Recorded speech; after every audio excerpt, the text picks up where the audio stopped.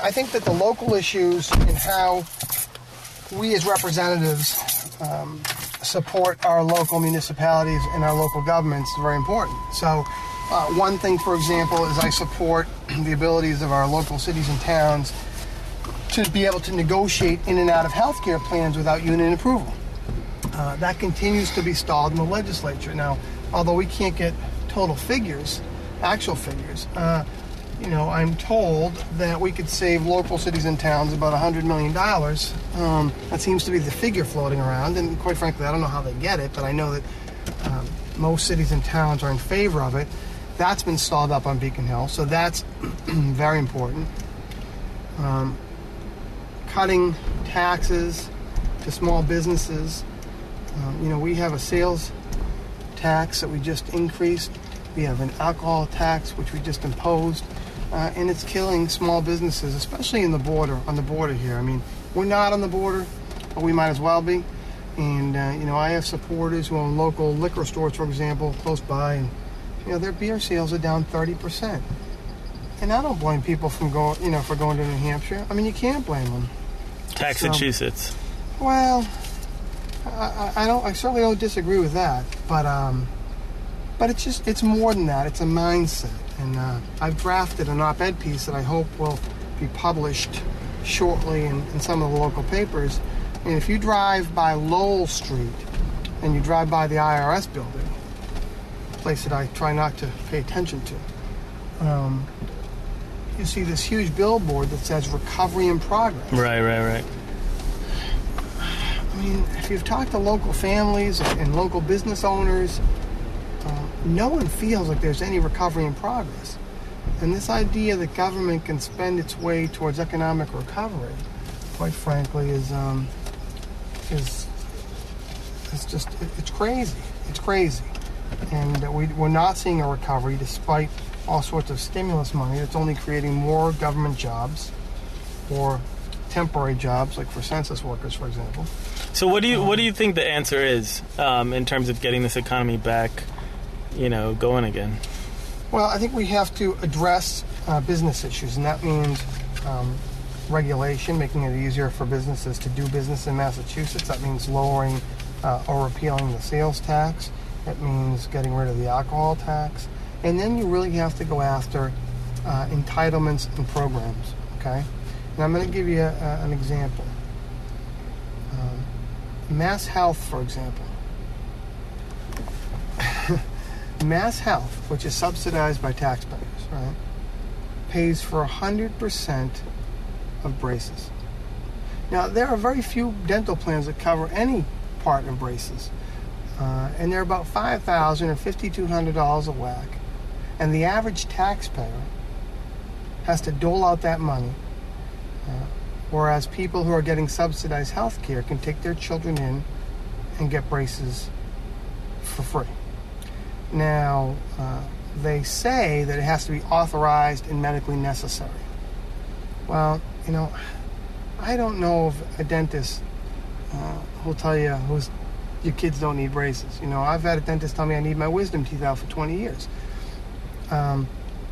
So my only point is that criteria of medically necessary or authorized is just so fluid that they can do anything they want with it, just about. So one thing I would like to do is scrap braces entirely, because I believe they're cosmetic, quite frankly. Scrap it entirely from Mass Health. Now, I haven't done the calculations as to what that would save, but I would think it would save millions upon millions of dollars. Look, if we as a society think that we should assist those who need some help when it comes to healthcare, etc., I have no problem with that. But those who don't pay into the system shouldn't derive a greater benefit than those who do. I'm not unwilling to pay my fair share, and I'm not adverse to having people covered, especially children, in terms of health care. But I shouldn't have to pay a $100 copay, and I shouldn't have to pay for my kids' braces, and I shouldn't have to pay a copay for medicine when others who don't even pay into the system are getting off scot-free on it.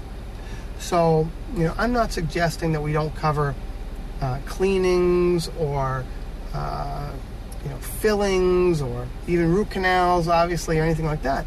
But braces, to me, are purely cosmetic, and it's, I think, an indication of just where our system is going. So that's something that I would like to see addressed. Okay. I'd also like to see addressed the entitlements in the state, well, not entitlements, but our state pension system. We have a public sector that's growing at a ridiculous clip, especially these days in comparison to the private sector. We're going to get to the point where the only good jobs are government jobs, and they're being subsidized by those of us who aren't working for the government. That's no way to long-lasting economic growth. That's just going to make us revert to a position like Greece or some other European countries that are struggling. And Massachusetts isn't the only one. I mean, Illinois is going through a tremendous budget crisis. Rhode Island, I believe, as well, California.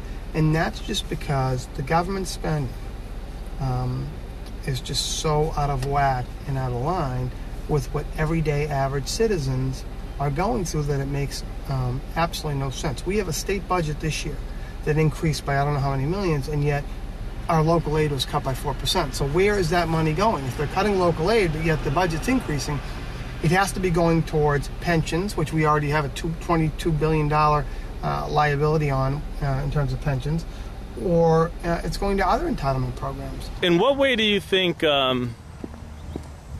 you would differ from Barry Feingold? Obviously, he's been in the seat for a long time. Yeah. Well, what would you do differently? Well, my votes would be different. I wouldn't have voted for that alcohol tax. I wouldn't have voted for the sales tax increase. We, the people, actually voted to reduce our income tax back to 5%. I don't know how many years ago. That stalled out in the legislature. I would have fought for that. So, in terms of votes, it's different. And also, I have a unique perspective in this district. I live in Andover, obviously, and I have roots here now. But as we talked about my family history, I speak fluent Spanish. I mean, most of my clients and client base is out of Lawrence. And actually, this is the garage. So I have very strong ties to Lawrence and the Latino population there. And I think I'm in a position to bridge the district in a way that no other candidate is. If you had to give a pitch to a voter, what would you say? Why should someone vote for you?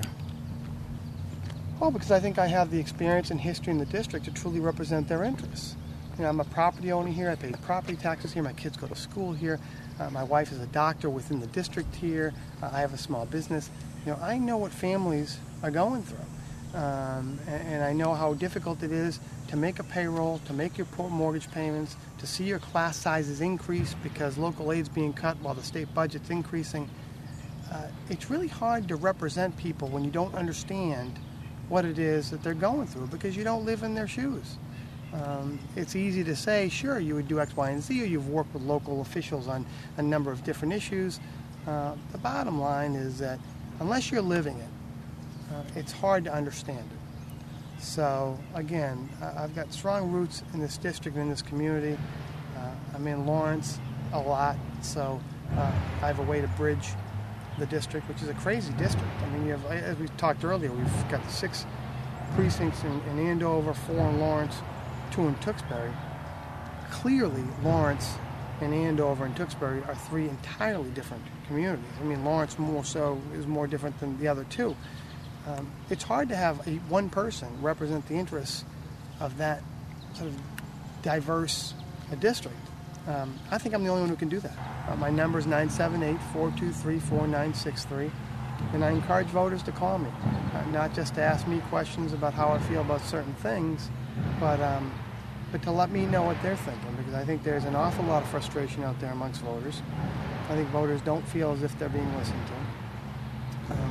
But at the end of the day, we're a republic, we're a representative democracy, and you're not going to be able to voice your opinion on every issue. So you have to trust that the person who's in there making those decisions that affect your life and your family's lives is someone who understands the issues that you're going through.